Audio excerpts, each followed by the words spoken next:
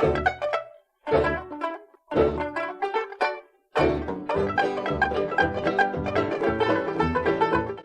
everyone and welcome back to Scandinavian Design 101. I'm Sanna. I'm Andreas and we're two Swedes and we love design. Yeah. And today we're yet again going to talk about IKEA. Yeah. Surprise, huh? Collectors of fine wine are often talking about certain good years to look out for. And the same thing can actually be said about IKEA and the catalogs. Yeah. Our favorite year is 1959, and in this catalog you will find several of the best pieces ever sold by IKEA. So, let's get into it. Yes. And first out is the Convoy, a sculptural armchair designed by Bengt Ruda. And Ruda had already been working for several years at Nordiska Kompaniet when he was hired by IKEA in 1956. And he designed several really interesting pieces of furniture for IKEA, but after only a few years he came in conflict with the founder Ingvar Kamprad. The Ruda furniture were too expensive and probably also a bit too extreme for IKEA. And the era of avant-garde designs was sadly soon over. The Convoy is a wonderful example of a Ruda chair with an amazingly looking wooden frame. And in 1959, the Convoy was just under $9. And that was too expensive. That was too expensive. When talking about Bengt Ruda, we must also mention the tubular steel chair Focus. Focus. Yeah. It looks almost like a hybrid between a hunting chair and a garden chair, and the upholstery is exclusive oxhide, actually. It's not typically Scandinavian, but definitely inspired by international modernism of the time. Still, the price tag was just $9. Yeah. And next out is the Marcy Easy Chair. And in the catalog, IKEA describes it as a piece of Danish craftsmanship, but we don't know who designed it or where it was made. We must remember, though, that IKEA was just a retailer back then and didn't produce anything by themselves. All furniture were produced by different sub-suppliers in Sweden as well as Denmark. The Marcy was obviously somewhat inspired by the egg chair by Arne Jacobsen. And in the 1959 catalog, the only version available was the one with 4 wooden legs, and later a swivel version was introduced. But personally, I prefer the one with the wooden legs. Yeah. And it's less of a copy also. It reminds me of some Geoponti. Yeah, it does. Yeah. And the price tag was $23 in 1959, and that was obviously extremely cheap compared to other similar chairs on the market. Must have been. Yeah. And now our absolute favorite, the Cavali chair, designed by Bengt Ruda as well. Yeah. It's by far the best chair ever produced by IKEA, and actually one of the best chairs produced in Sweden. Yeah. It looks spectacular, and it's really comfortable too. When looking at it, you would never believe it's an IKEA chair. No. At first glance, it looks like something made from the best high-end producers. But yeah, the details aren't perfect and the quality can't be compared with furniture made by cabinet makers in Denmark. But still... Yeah, it's wonderful. It is wonderful. Yeah. Only a handful of them were ever made, and they are extremely difficult to find on the second-hand market. But last year, the Swedish auction house Bukowskis sold one of these rare chairs for $15,700. And back in 1959, the price tag was $24. Yeah. It wasn't expensive, and the reason why it was a commercial failure was probably because it was a bit too extreme for the general public at the time. Yeah, probably.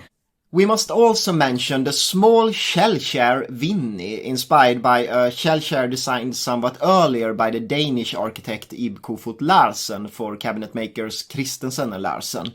And nowadays Winnie is often misattributed to Kofod Larsen when sold at auction, but he had obviously nothing to do with it.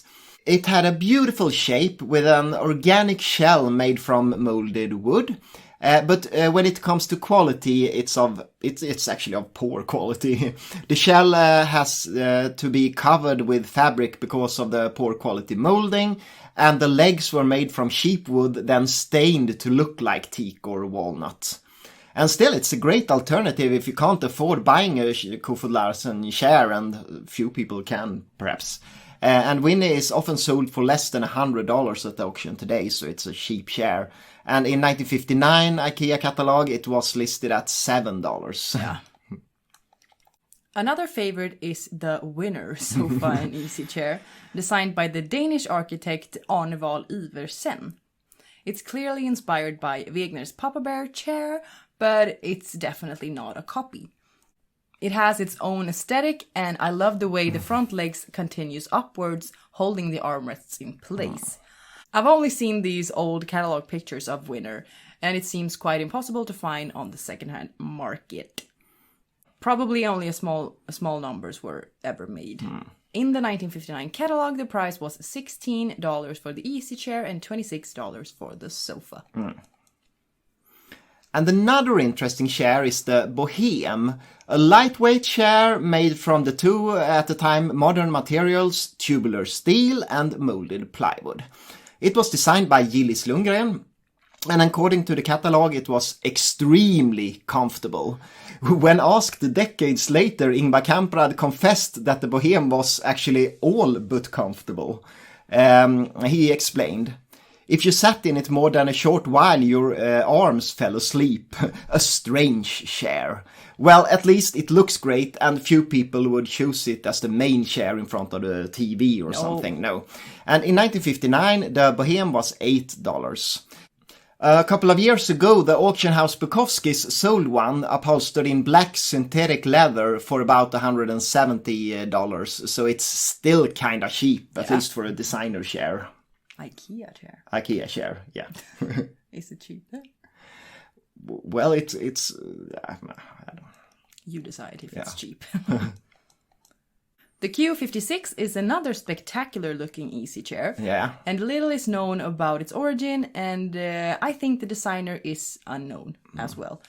Possibly it was designed by some of the IKEA sub-suppliers. It must have been. Yeah, or someone at IKEA, but we don't know. We don't know. No, we don't. The shape reminds me of chairs by Danish architects like Grete Jalk and Henry Schubel.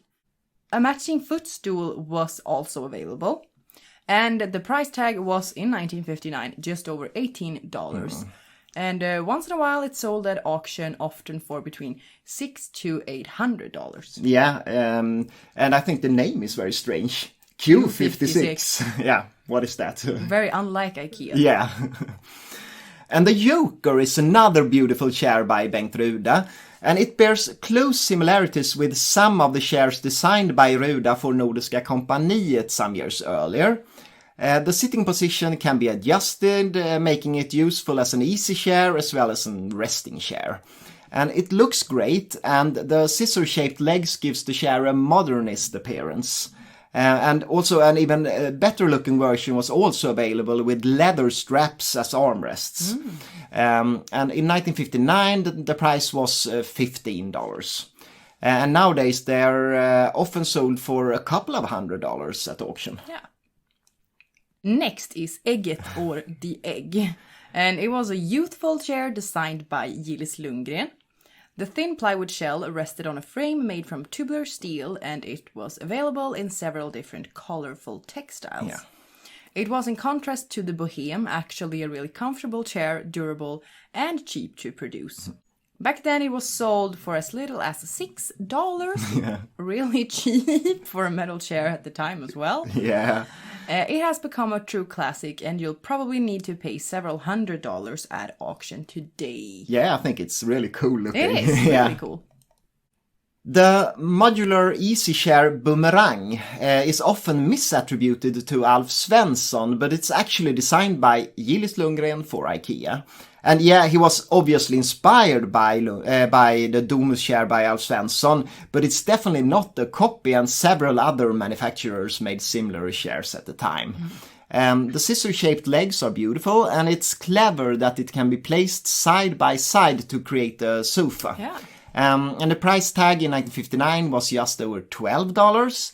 And they're sold at auction from time to time, and the price differs a lot. But often you need to pay several $100s a piece, and sometimes even up to $1,000. For one? Yeah, for one. Are you sure? Yeah. Well, that's much. There's several nice coffee tables available in the catalog as well. The Tarsi one is a great example, with a decorative tabletop made from rosewood, mahogany, elm, and pear tree. And the legs were made from solid teak. That's a lot of wood. Yeah, a lot of wood and exclusive wood. Really? It was listed for $12.50, really cheap for such an exclusive table. Another table really worth mentioning is obviously Lövet, the leaf. The designer is unknown, but it was manufactured by the furniture manufacturer Big. Yeah. Don't really know who they are. In 1959, the Lövet was insanely cheap, just $3. Yeah. Nowadays, it's yet again in production, renamed Lövbacken. I was gonna... Backe, it's like a slope or something. Leaf slope, something like that. It has a retail price in Sweden of $52. Yeah. So that's much more expensive, obviously. That is a heck of an increase. Yeah. Yes. Yeah, and I also want to mention the Bunk Bed Sport. This is the first time and last time I think I will talk about the Bunk Bed here. Yeah. But it was designed by Bengt Ruda. And it's really difficult to design a good-looking bunk bed, but Ruda really succeeded. It looks like something made by... like Jean Prouvé or something, with a V-shaped frame and the top bed resting on thin metal rods.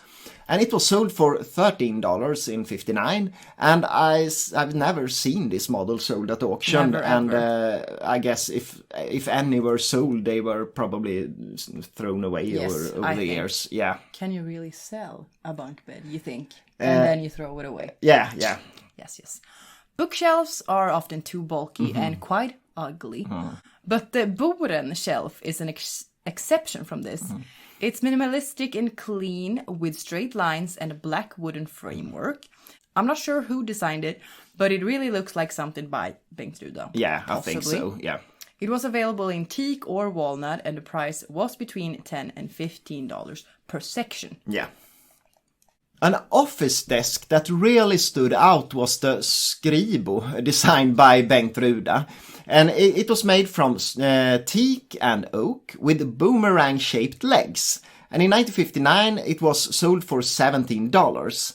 And it is a rare find at auction nowadays. Last year the Swedish auction house Cologne sold one of these in a lousy condition for $430. Oh. But it's really cool looking to be a desk. Yeah. And now I want to mention 2 dining chairs by Bengt Ruda. Who else?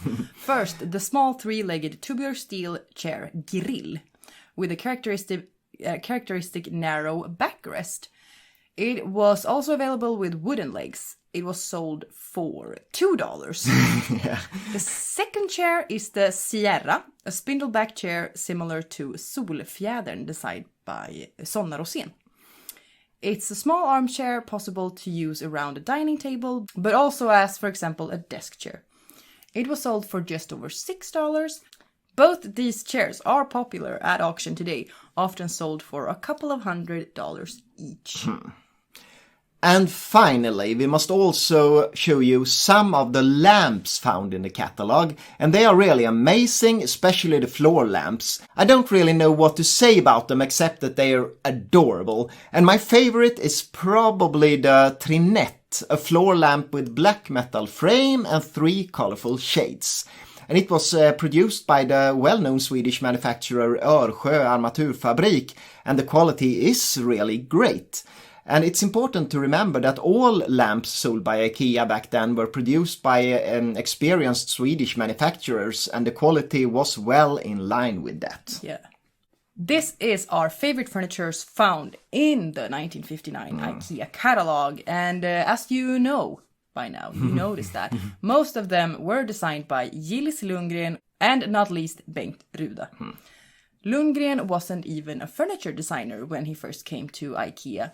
He was hired as a graphic designer responsible for the catalogs. But Ruda was an established designer with long experience, not least from the furniture department of Nordiska Kompaniet. Together, they really created a wonderful collection of furniture for IKEA in the late 50s and early 60s. IKEA should really reintroduce some of these models. Yeah, they really should. And yeah, that's all, folks. It is. Hope you found this video inspirational, and if you did, you should check out our previous videos. We have a lot of videos there. Yeah. Thank you so much for watching. Thank you.